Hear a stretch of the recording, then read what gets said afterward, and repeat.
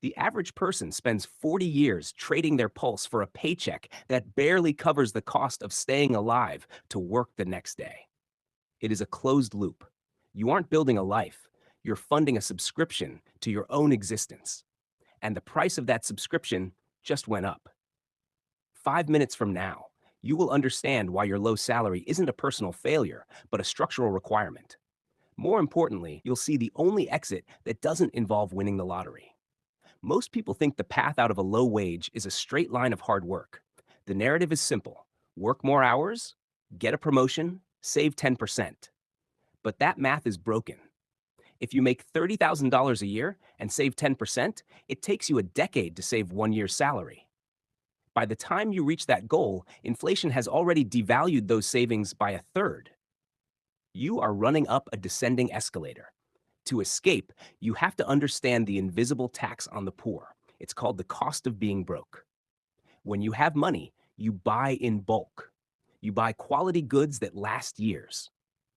When you are on a low salary, you buy the $5 shoes that fall apart in a month, forcing you to spend another $5.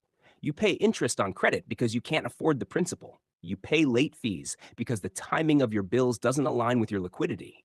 The system doesn't want you to go bankrupt. It wants you on the treadmill. Here is the uncomfortable math. Real wealth is not generated by labor.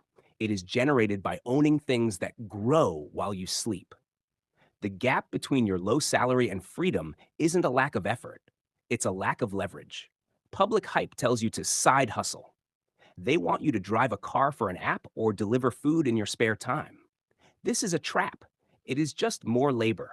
It is trading more of your finite time for a slightly higher subscription fee. It doesn't change your position on the escalator. The real mechanism of escape is the pivot to equity. Step one is the brutal realization that you cannot save your way out of a low salary. You must instead use your salary to buy back your time second by second. This starts with aggressive skill compounding. You don't need a degree, you need a high-value bottleneck skill. Find the thing that a company or a market desperately needs but hates doing.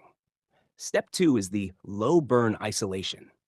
This is the irony. To escape the system, you have to live as if the system has already failed you. You ignore the social pressure to look like you're making it. You live in the quiet absurdity of earning more, but spending exactly the same as when you were desperate. Step three is moving from labor income to asset income. This is where the tension breaks. You stop looking for a better boss and start looking for a better balance sheet. You buy small pieces of other people's labor through stocks, through automated systems, or through intellectual property. The risk is high. If you fail, you have no safety net.